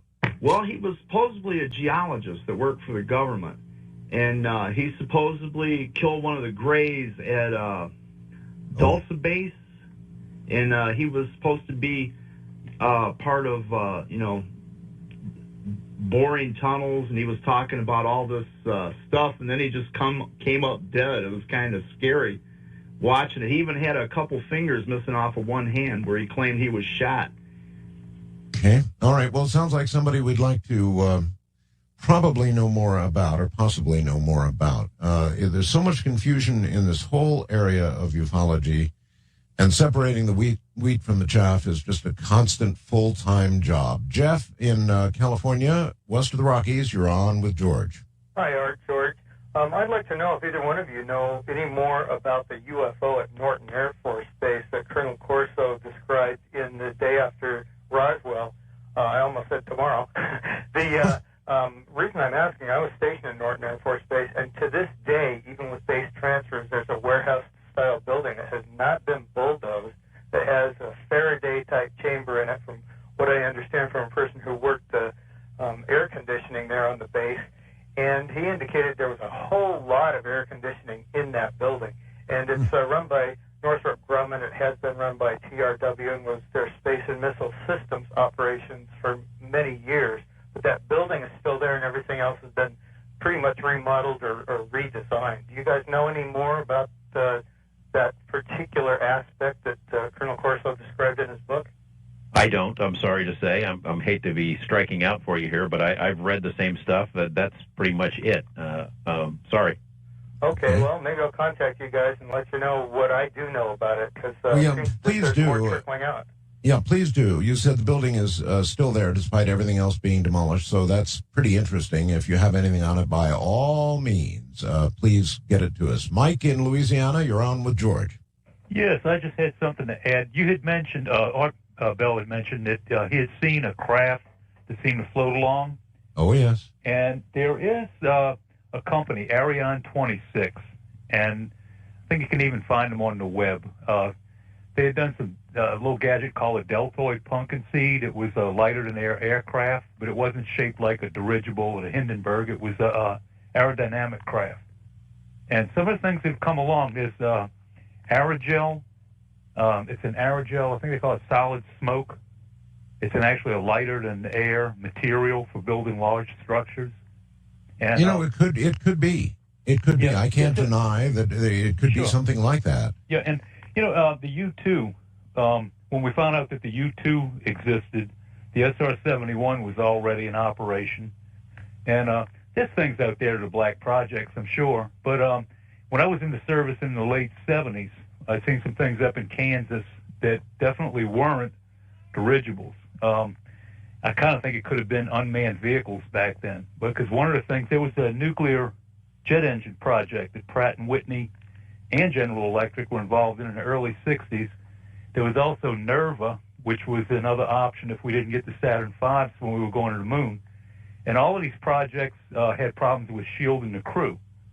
But, if you could solve some of the problems, I wouldn't see why we wouldn't have, these sort of things. I mean, we use submarines to put people into, important places when we got to do it quietly. So, we probably have terrestrial technology. Well, maybe so, sir. But, here's what I would say.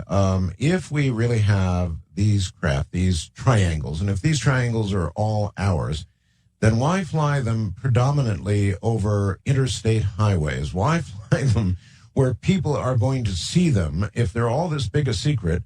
Why make them so damn public in the sense that, and I think the major place they've been seen is over interstate highways. Had you heard that, George? That's true, yeah. The NID study I referenced earlier tracked it, over highways, over cities, and on air routes between air bases. And, of course, if they're from somewhere else, they might have interest in all of those things. Yeah, it doesn't make sense. If it's a big secret, then why fly it in full public view. Wildcard line, Joe in Los Angeles, you're on with George Knapp. Hey, Art, twice in one night. I really do feel special. I have a question here for George. I've seen either a special on the History Channel or some like-minded channel, and it was talking about these cattle mutilations, and I wondered if you could expand on what they were saying. They basically tried to debunk cattle mutilation by saying certain bacteria, I may be misquoting it, but germs or bacteria that were able to make more precise cuts than the steadiest of surgeon human hands. And I wondered if you had any more information for that, and I'll take the answer off the air. Thanks, guys.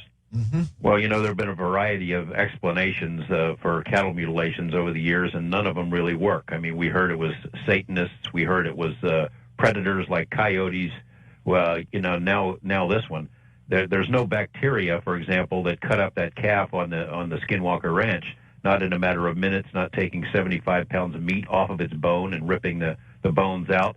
Some of these mutilation cases, the ball joints have been ripped out of the steers. It's very precise parts that are taken. You look at them under a microscope, and it's surgical. There have even been indications of high heat used as cutting instruments, pinking shears. The natural explanation doesn't cut it. Hold it right there, George. This is Coast to Coast AM. We'll be right back. I kind of wonder if George, who's been at this game for a long, long time now, has any advice for other reporters out there around the country. There are a lot of them, radio and television reporters, who might consider delving into this realm. In a moment, we'll find out.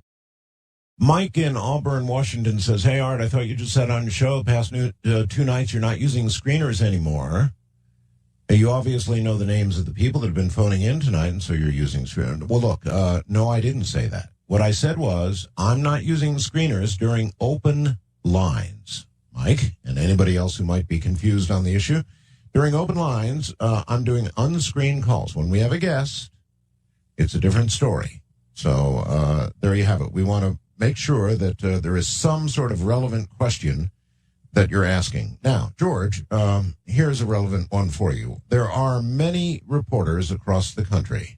Some of them, no doubt, are thinking of doing stories in this area, perhaps, for the first time. Would you have any advice for them? Well, I would say come on in. The water's fine.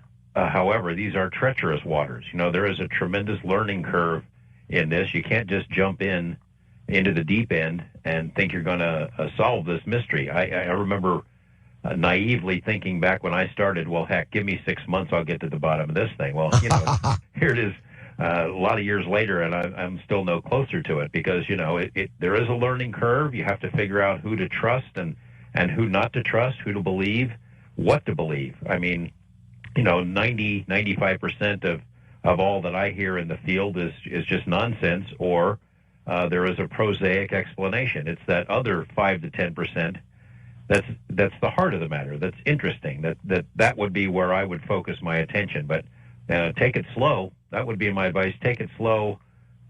Learn the ground rules and who to trust, because it is treacherous and it's hard to figure out what to believe. Yeah, that, and plus what you mentioned earlier, that then when you go back to another story, they're going to be tossing little green men at you for the rest of your career. That's true, and I think that has a great deal to do with why the networks don't give it more coverage. See, a History Channel has a UFO show on every night, and they do fine work. But if we really want to generate some change to get people fired up, you need somebody like CBS News covering this stuff. When they've done UFO stories, they always get a tremendous reaction, but those network correspondents don't want to be slammed with this. I remember when 48 Hours came here to do a UFO special. They did an hour show, and of course Area 51 was part of it.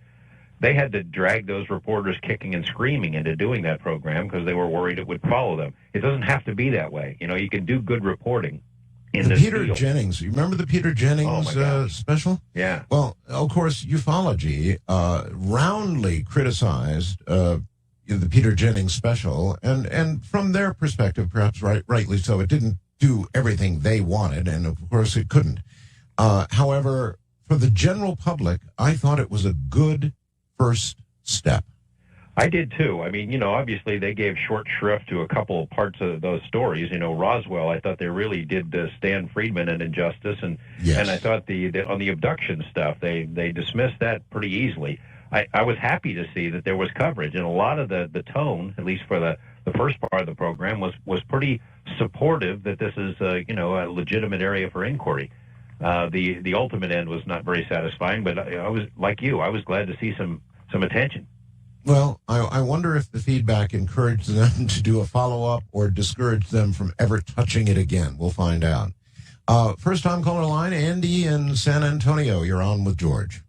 Hey, Art and George. I just wanted to ask George if he'd known about a attempt to recover one of the first autonomous aircraft that the U.S. developed at Roswell around the same time. Sorry, I don't know anything about that one. All right. The reason I asked is that I had a buddy who lived with his grandfather and had been out there at Roswell. He claimed to have been there at Roswell and seen the aliens in the aircraft, but he was of a level of top secret clearance that he was out there at the time. His purpose was to recover an autonomous aircraft developed by the U.S., top secret deal. And he went out there to recover the craft and ran into some U.S. military that was saying, no, you can't go out there. There's something out there. He's like, well, I'm going to go get my craft, and if you don't have a level 4 secret clearance, you can't come. So he ended up going out there and found the aliens and described the craft to me and the aliens to me, and sounds pretty interesting. He said that he saw live bodies and dead bodies, and the live alien communicated to him that in the same dialect, he said, I would be much obliged if you went up on top of the hill and recovered one of the bodies for me. And so he and his team recovered the alien and went off to find the top secret aircraft out there. And well, that's a heck of a story. I've never heard of us having an atomic-powered aircraft, certainly not back then. That would be an amazing technical achievement. Art, you ever heard of us having an atomic aircraft? No, that's a new one on me. We're kind of getting to the point where those who participated in Roswell as adults are pretty much not with us any longer. Is that story going to eventually die, or do you think it will just sort of live on and expand? Well, like you said, all the first-hand witnesses are rapidly disappearing. I can't imagine that there would be government files left somewhere where the public could access them that deal with the truth about Roswell. I don't know where you go from here. Maybe there's still a Jesse Marcel out there somewhere hanging on who wants to tell a story, but I think it's just about gone as far as it can go. However, you've got folks looking into other kinds of crashes. They had a crash retrieval conference here organized by Ryan Wood here in Las Vegas back in, I think, November. And you got a lot of folks who are interested in that particular discipline. So maybe Roswell isn't going to have any new secrets come out, but there are other ones to investigate. Now, you remember Congressman Schiff, late Congressman Schiff, he requested the records, and they were all gone, destroyed, or missing. Yeah, and I suppose there might be a vault somewhere, but it's not a vault that you or I are ever going to see. Jason in San Diego, you're on with George Knapp. Hi. Well, I'd like to say that there are nuclear-powered aircraft. In fact, the U-2 and the SR-71 are both nuclear-powered. And I also want to say this, that in 1989... Wait. Stop there. I'm not aware they're nuclear-powered. No, they have Pratt and Whitney engines. Federation of American Scientists online, you can punch in ASPEN, and that stands for Aerospace Plane with Nuclear Engines. In fact, we've been working on one since the Manhattan Project. The United States was interested in making an atomic-powered aircraft in order to basically stay up there forever. I mean, basically 20 years. No, I don't doubt. But wait, this is the question I want to ask. Ask. In 1989, when the SR-71 was being retired, basically the government dug a big hole in the ground and buried the SR-71s, which are made out of titanium, worth billions of dollars worth of aircraft, buried them in the ground. At the same time is when people at the base started coming down with radiation poisoning. And then this is when George Knapp and your buddy Lazar, come out and start, claiming that UFOs are on the base. Meanwhile, contractors on the base are dying. Are you involved in covering up basically the nuclear program. And think about the deaths of these contractors. A lot of these people work in Las Vegas and fly in on Janet, airlines. I think this is what's really going on, is that the United States has had these nuclear-powered aircraft. When we decided to retire them, and when they were up in 1989, people on the base started dying. Okay, and so the question is, hold on, caller, hold on. The question is, are you involved in covering up the fact that there were these aircraft were nuclear powered? George? Well, the SR-71 and the U-2 certainly were not nuclear powered. They were powered by Pratt and Whitney engines, and I have no doubt that the U.S. government and the military have looked into having atomic powered aircraft and would like to have them. The fact is, I seriously doubt we had them back in the 1940s when that first caller, or the last caller, was referring to. As for burying SR-71s out at Area 51, I seriously doubt it. I think most of those are accounted for, and most of them have gone to other air bases for display purposes. Some of them are still flying, and they weren't radioactive to begin with. As for the question about the Groom Lake workers getting sick, not only have I not covered it up, I'm the guy who first reported it. We KLAS-TV, at my direction, fought all the way to the U.S. Supreme Court with those workers. We won minor victories in forcing the opening of a lot of those files. We walked hand in hand with them through every step of the way, and I think what happened to them is an absolute tragedy. But it's not because SR-71s were buried in the ground. It's because of all the component materials from stealth and all kinds of other stuff that they burned in open pits and that covered the base day after day with giant piles of black smoke. We reported it. It's been picked up elsewhere. There is no cover-up. Thank you, George. All right. Ann in Texas somewhere or another, you're on with George. Uh-huh. Dr. Mack, when he passed, who's taking over his work and different ones like Colonel Corso and different ones? Are you privy to who's maybe picking up the gauntlet? Yeah, that's a very good question. Who is going to be coming along who'll be the next Dr. Mack or Colonel Corso? Well, there's no one of Dr. Mack's stature in the field, I don't think, and especially in the area of abduction research. But Dr. David Jacobs is a good man and a good researcher. I have a great deal of respect for Bud Hopkins. He doesn't have the academic credentials that these other folks do, but he's pioneered in that field. I don't know that those shoes of Dr. Mack can ever be filled, but there are some good people, in particular in abduction research, who are plugging away. As for Colonel Corso, I'm not sure. I mean, I think he might have been one-of-a-kind guy. There are other people like him who are probably privy to secrets. I hope they come forward someday and can help us shed light on this mystery, but we're waiting. All right. Stanley in New York, your turn with George Knapp. Yeah, good morning, George, and good morning, Art. I was curious, in terms of percentage-wise, and by the way, as far as people eventually coming out with stories, they will reach their inevitable death on deathbeds, and maybe then we'll be able to get deathbed confessions from people who have worked, who have nothing to lose anymore at that point. So that's maybe when we'll really get some great inside information. But up until then, what percentage possibility would you say that this is simply a matter of human beings having great creative minds and things happening optically to their eyes, to their minds, to their connection, and that there is virtually nothing going on in terms of percentage? Is there a chance that absolutely nothing extraterrestrial is going on? It's a figment of our imagination. All right. That's actually a pretty... the air. Yeah, it's a good question. All right, George?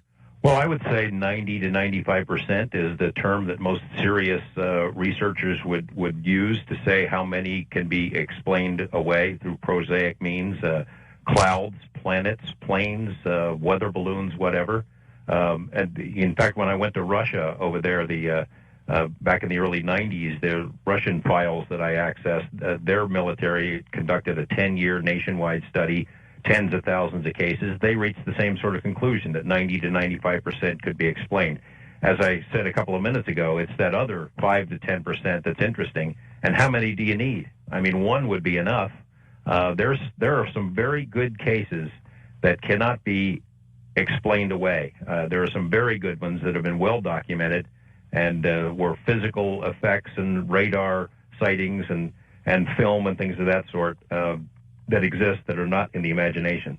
So you would say there's virtually then no chance that all of this could just be explained away by psychological anomalies. Not at all. I mean, there's a small percentage that are real and unexplainable. In fact, I think, as Stan Friedman often says, there were government studies back in the Blue Book days that looked at psychological possibilities as an explanation. That was a very small percentage, I think 5 or 6%. Okay. Paul in Los Angeles, you're on with George Knapp. Hi. Good morning, George and Art. Good morning. I have been listening for years in hopes of hearing a story like mine, and I haven't yet. Real short, we were on the beach, and me and my ex-wife, and we were stalked by a flying saucer. It was a short distance off the water, and it was matching our direction and our speed, and whichever way we turned, it matched it just instantly. And I was a law enforcement officer at the time, and I had really good instincts, and I had a good sense of fear, and I really felt at that point that we were going to be abducted, and I sensed a real evil.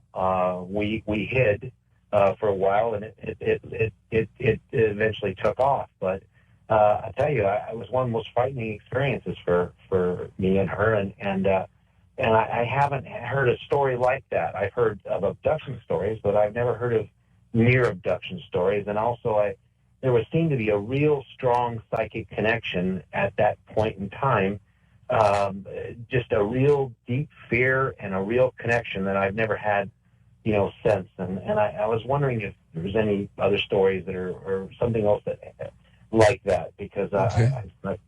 All right. Have you heard of any UFOs? I have. I've had calls, George, from people who have told me that story, that they've had their speeds and directions and turns matched by UFOs. Yeah, I've heard those kinds of stories in the literature. There are several of them where they've been stalked and shadowed essentially by UFOs. A lot of folks have had the emotional reactions that this guy was talking about. In fact, on the ranch, they had some of that. Some of these balls, and I don't want to get too sidetracked, but some of the balls, these blue balls that seem to be made out of glass with a liquid inside, generated fear way out of proportion, and it seemed to almost feed on it. That's interesting. You said blue balls that seem to have be made of glass with liquid inside. Why that description? That's pretty specific. Yeah, I know. That was a regular thing that the folks saw on the ranch. These things appeared to be about the size of a softball, maybe a little bit bigger, a glass-like exterior, and then inside was kind of a bubbling blue liquid, and they would just hover there and seem to either generate or feed off of fear. I mean, just mind-numbing, fall-to-your-knees kind of fear, way out of proportion for what the rancher and his wife had ever experienced before. Fascinating. Marie in San Francisco, you're on with George. Hi. Hello, George and Art. Question. I heard the year 40s, and I also heard Lake Mead. In 1943, I lived in a government facility between Lake Mead and the highway close to BMI, Basic Magnesium Incorporated, and my uncle was a guard there. I have his little books where he logged people in, and he also saw a crash. And he came home, and the next day we moved. We went over actually it was at night, we went over the dam, we went into the desert, we went javelin hunting in the middle of nowhere, and we didn't surface again until around Christmas. All right, and ma'am, we're so short. Ma'am, hold on. We're so short on time here. The program is ending. But if you have anything in writing that is really important, do you? Yes. Okay.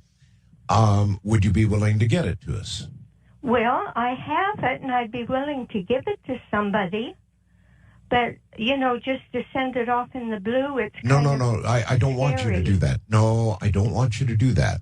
Okay, well, I don't want to take up your time, but... All right. What I would like you to do is consider, thank you very much, please consider getting it copied. Don't send any originals anywhere, but it does sound like you might have something. Please get copies of it and get it either to George Knapp at KLAS Television in Las Vegas, or get it to me.